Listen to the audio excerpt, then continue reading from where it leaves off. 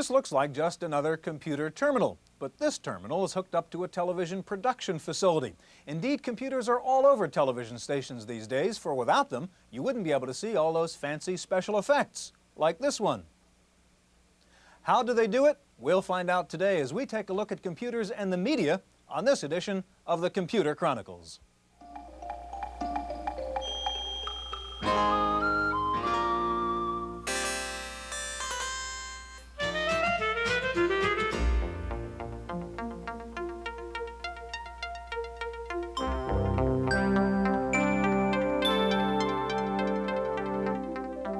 The Computer Chronicles is made possible in part by grants from AFIPS, the American Federation of Information Processing Societies, a non-profit federation of 11 national societies for computer professionals. AFIPS, Leadership and Service in Computer and Information Technology. Additional funding is provided by McGraw-Hill, publishers of Byte. Byte's detailed technical articles on new hardware, software, and languages cover the latest in microcomputer technology worldwide. Byte, the international standard.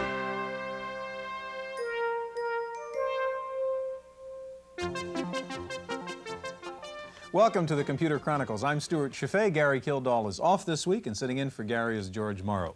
George, what we're doing here is checking some late news headlines and sports scores on the AP wire via CompuServe.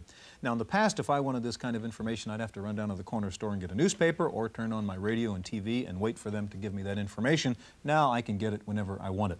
There's been a lot of talk about the electronic delivery of the newspaper, but not much has really happened. Do you think anything will happen there? I don't think people are going to give up paper, Stuart. But certainly if you put these computer access services, hook it up with a laser printer, with the prices of these things, pretty soon not only will you have a high phone bill, but you'll keep your paper bill right up where it was. And I'd be able to, in fact, custom make the newspaper, probably right. Tell it what stories I like and what stories I don't like. That's right. Well, our subject today is computers and the media, and we're going to find out the effect of computers in radio, television, and the newspapers. First of all, we're going to take a look at the first television station in the country which completely computerized its news operation. At KRON TV in San Francisco, computers have become an integral part of the newsroom's operation. Faced with the daily task of sorting through mountains of information, the news department seems a natural choice for computers. But KRON is one of the very few stations to automate almost every aspect of its news center. A reporter on arriving at work can obtain instantly his assignment, the stories being worked on that day, and any messages waiting for him. Replacing the familiar clickety-clack of a teletype, the system carries wire service bulletins throughout the day, signaled by discrete beeps at each terminal. The job of covering news events is not, however, entirely electronic. A good part of the day is spent on location, with a camera and a notepad on hand. But the suggestion of protecting such a station seemed to be successful. Reporters still ask questions and listen for revealing comments. But with as many as 40 reporters in the field at one time and fast-breaking stories arriving throughout the day, the computer streamlines the job. In the 3+ years they've had the computers here, people have forgotten what it was like to do it without computers. And every once in a while, when there's a little glitch, and people think they might have to use typewriters again, there is a panic, the likes of which you've never seen before.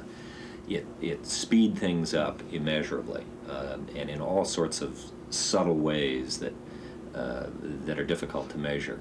Instead of having to get up from your desk and walk over to a clipboard someplace where the wire service copy has been clipped up, you just sit here and bingo, you get it. Well, how much time does that save you? I mean, does that save you a minute? Does that save you 2 minutes? It doesn't seem like a big increment, but it adds up. Even more important, what it does is it encourages you to gain access to all of the information that's available to you. While at work on a story, a reporter can check the latest developments coming across the wire services, list subtitles, and specify the pictures that will accompany the text. This information is then immediately accessible to the producers, editors, and artists who determine the final shape of the videotape package. Another part of television that the computer has changed forever is the newsroom's closest partner, the art department.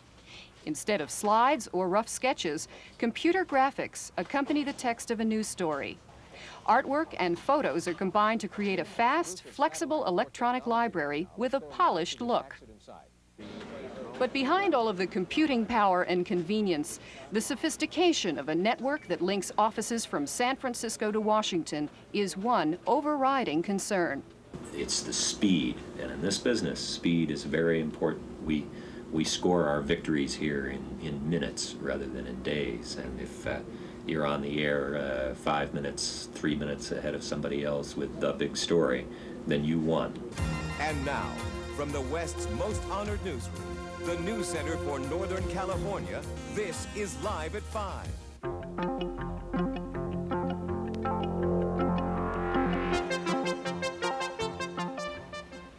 You might expect television stations to have lots of computers. That's a high-tech business. But what about good old-fashioned newspapers? Well, even the print side of the media business is full of computers these days, and there's probably no better example of a computerized newspaper than USA Today. Without computers, USA Today would not be able to produce the kind of newspaper that we do. The computers in this room are used to collect news and information from major wire companies such as the Associated Press, United Press International, Gannett's own Gannett News Service. We receive information from Gannett's other 85 daily newspapers. We can receive data and information from reporters traveling in the field using portable computers. All that information is fed into this one computer source. Once the pages are created and produced, computers are then used to take a facsimile image and convert it in a digital format so that in 1/4 of a second it's shot 22,000 miles into space and bounced off of Westar 3, and then another 1/4 of a second travels another 22,000 miles to the various print sites all around the country. The USA Today system consists of 12 DEC 1134s using proprietary software. All 12 minis are networked and serve only the editorial functions of the paper. Gannett has a mainframe system which it uses for corporate purposes, data processing, payroll, and so on. While USA Today is probably the most computerized newspaper in the country, it still does some basic things the old-fashioned way, like page composition and layout. But Ray Douglas says he hopes to enhance their computer system so that it can take over those tasks too. Well, the reason for the enhancements and going to things like what we call news layout, which some people may call pagination, is that that kind of product helps us produce a better paper and helps us be able to create and make changes at a later deadline so that our readers get a more up-to-date, a more precise and exact product.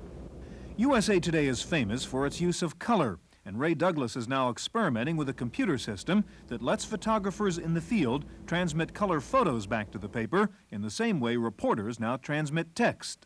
We also see using computers to transmit color photographs directly into our computers here so that we can treat color photographs much the same way we treat news stories, where we can transmit a news story in a matter of minutes so that we can get a news story into the newspaper just before deadline.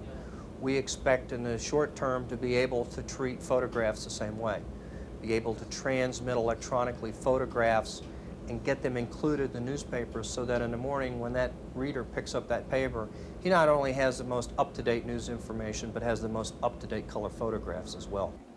Perhaps the most important part of USA Today's computer operation is its ability to transmit pages via satellite to 30 printing sites around the country. Computer-controlled color laser scanners transmit the pages with a resolution of 1,400 lines per inch. The transmissions are then received a split second later by computer-controlled reconstructors, which check for errors, automatically ask for the retransmission of faulty scan lines, and then produce a negative for the making of the final plates to print the paper. George, you know, the interesting thing about USA Today, the paper is perhaps best known for its graphics like this and the weather chart that everybody knows in USA Today. But despite all the use of computers at that paper, right now these charts are still being done by artists sitting at a desk. Probably has to do with reliability. You know, the microprocessors have been around since the mid-'70s, but it's only now that people like the government and probably the communications people feel comfortable enough with the technology to really begin to rely on it. You don't want your television program going haywire right in the middle of a segment. Well, you can't miss your newspaper deadline, I guess, either if That's the right. computer decides not to work. That's right. Well, we've talked about newspapers and television so far. In fact, the first broadcast station in the country to completely computerize was a radio station, the all-news CBS radio station here in San Francisco. Wendy Woods went to KCBS and has a report on how they use their computers. KCBS News Time 9:36. Bob Hallman and Joan Ravier with KCBS weather and traffic in 1 minute. At KCBS Radio in San Francisco, everything you hear, reports from wire services, from reporters, the rewrites, the edited copy, and the very structure of each program is compiled and written on computer. Even the anchors read copy either printed out or directly from their terminals. KCBS was not only the first station in the country, but the first broadcast station to computerize. It's a virtually paperless newsroom and a model for the rest. This station has 12 terminals hooked up to a newstar mini computer. The system has 140 megabytes of storage, or enough for a good 2 years' worth of stories. The system has worked virtually bug-free since 1979. It's very reliable, which is very important. If it were not reliable, it probably wouldn't be accepted in newsrooms. But it's worked out well here, and now more and more stations, both television and radio, are using systems such as this. And overall, I think everyone is pleased with the computerized newsroom. I love it. It's clean, it's quiet, it's efficient. Other than the little glitches sometimes when the computer gobbles up something right before you need it, it's wonderful. The only problem I've had is eye strain. That's just one problem. The other is training. Reporters can't just walk in off the street here without computer experience. Still, computers have produced accurate, efficient, and a timely news operation. The CBS network, in fact, has a system just like it, only bigger. For the Computer Chronicles, I'm Wendy Woods.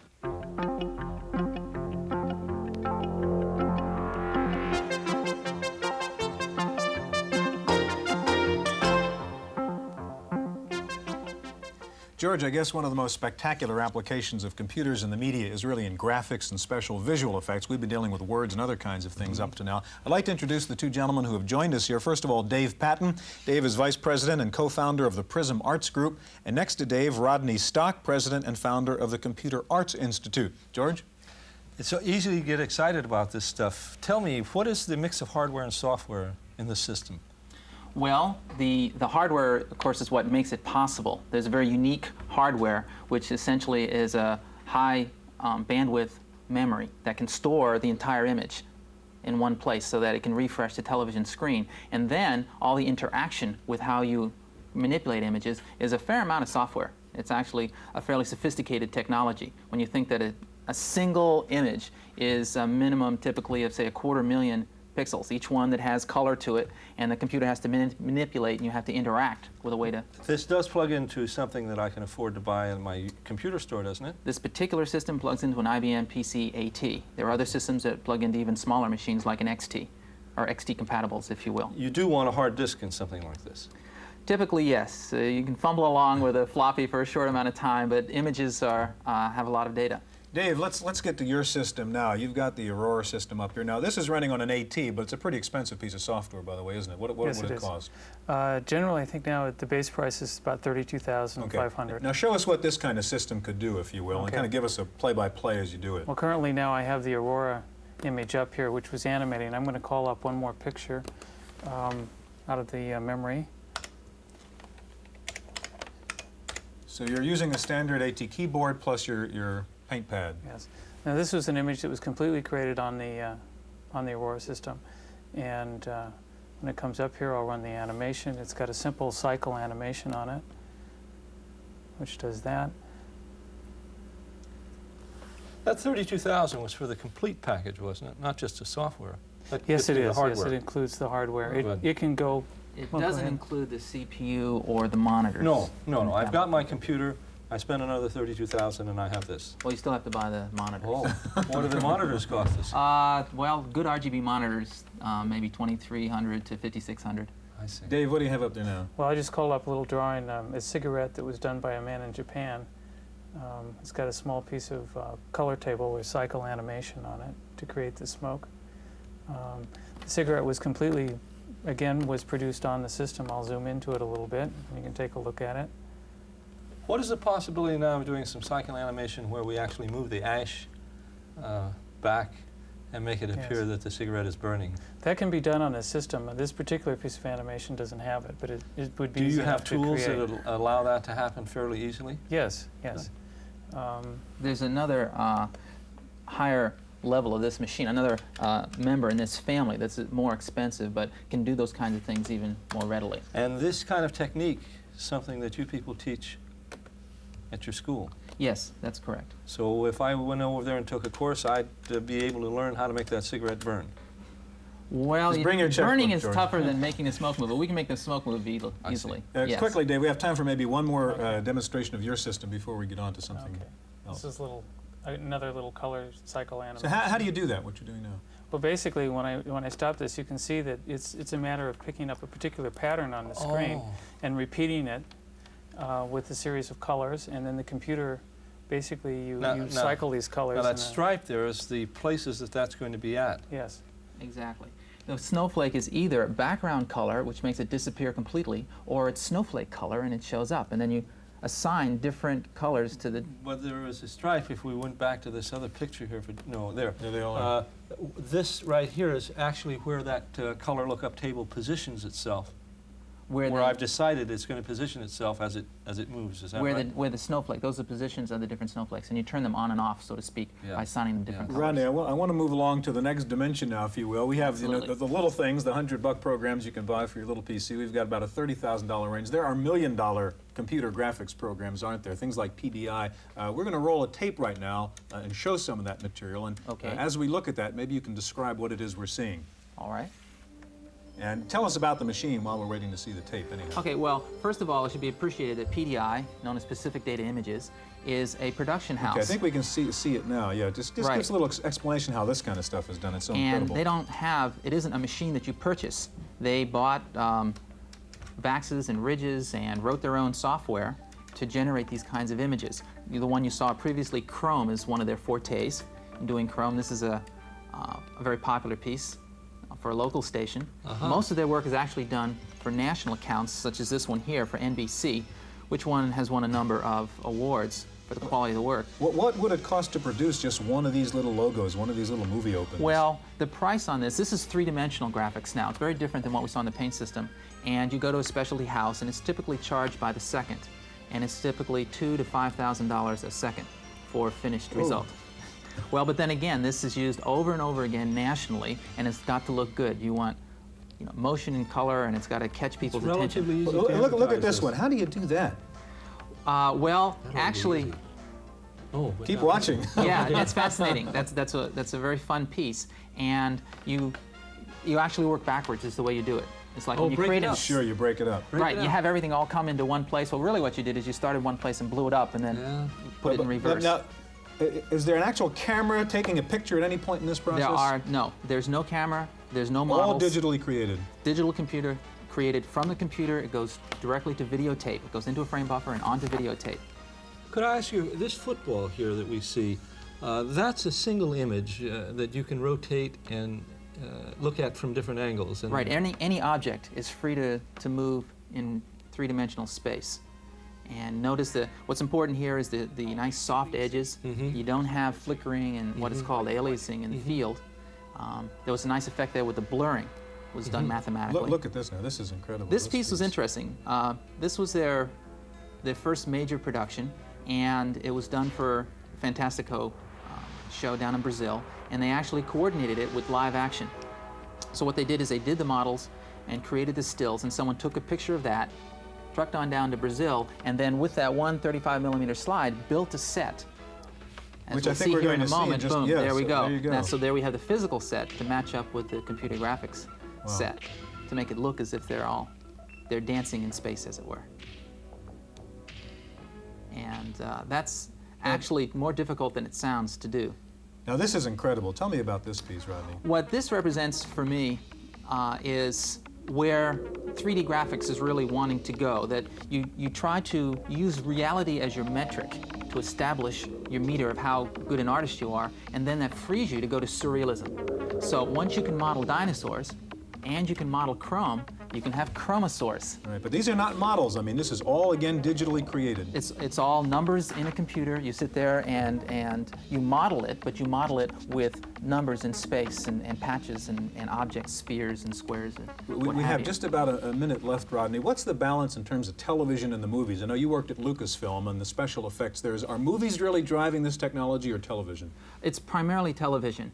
The movie industry, there was the movie Tron, there was the movie The Last Starfighter, there was a short sequence for Star Trek II, The Wrath of Khan, done by the Lucasfilm people. I know of one production going on right now. But it's really such a specialized special effect that although movies can afford a lot of money for a single effect, there are not that many people doing it. Gentlemen, we're out of time. This has been fascinating. Thank you so much. Now, there's no question computers are invading the media, the news business in particular. The question is, does that mean there's too much emphasis on technology, too much attention to form, and not enough to substance? Our commentator, Paul Schindler, has some thoughts on that. What's wrong with this picture? Well, to an old-time journalist like me, what's wrong is there's no longer any clacking teletypes in it, or pounding typewriters, or paste pots and thick pencils. Even broadcasters, who aren't considered real journalists by us print types, are slowly succumbing to the temptation to process their words instead of writing them. Now, I don't want to sound like a nostalgic fogey, and I don't want you to get me wrong. All my commentaries are composed on a word processor. I'd go crazy if I had to return to a typewriter. But something has gone out of the nation's media as they've gone into the electronic age. Newspapers, I'll admit, have fewer stupid typographical errors of the old type. Now they have brand new stupid errors. I've no time to describe the difference, but editing on a tube is different from editing on paper, and it's not always better. Now we're starting to hear the effect of electronic newsrooms on broadcasting. On the plus side, news is fresher. On the minus side, it doesn't flow as well as it used to because it's written faster, not necessarily better. And of course, sometimes computers crash, leaving broadcasters on the air with nothing to say. Is that so bad? I don't think so. That's my opinion. I'm Paul Schindler.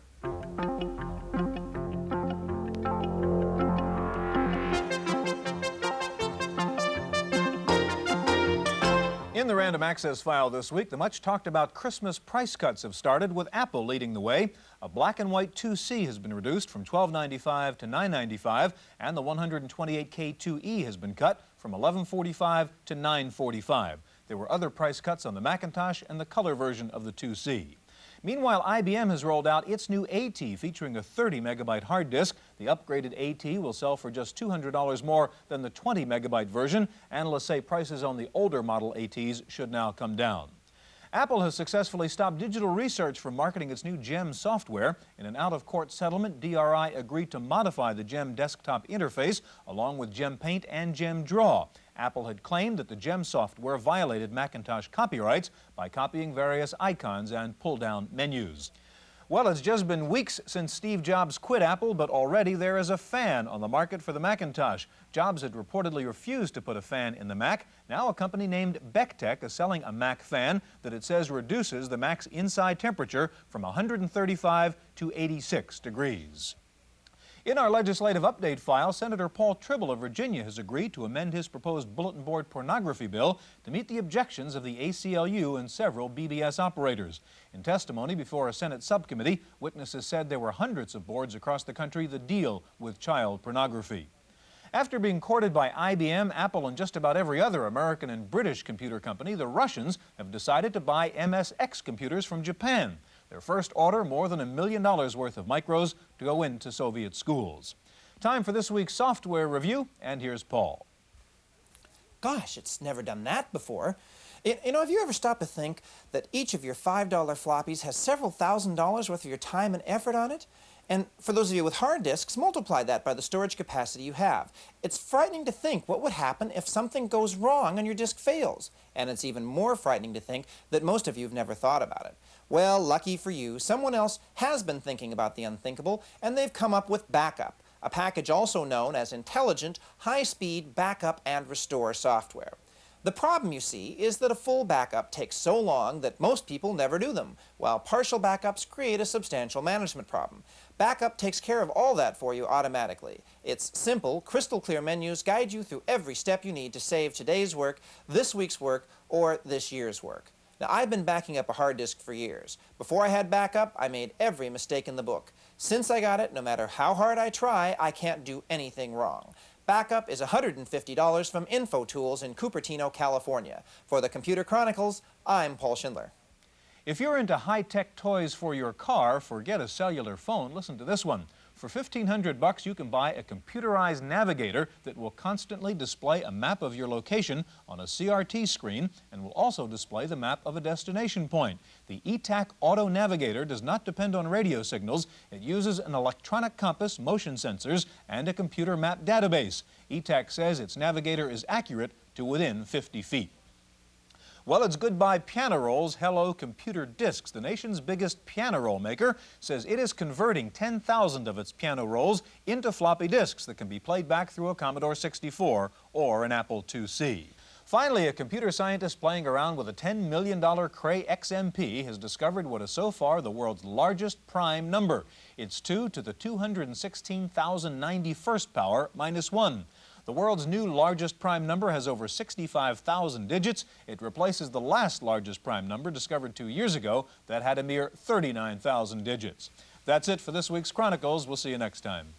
The Computer Chronicles is made possible in part by grants from AFIPS, the American Federation of Information Processing Societies, a nonprofit federation of 11 national societies for computer professionals.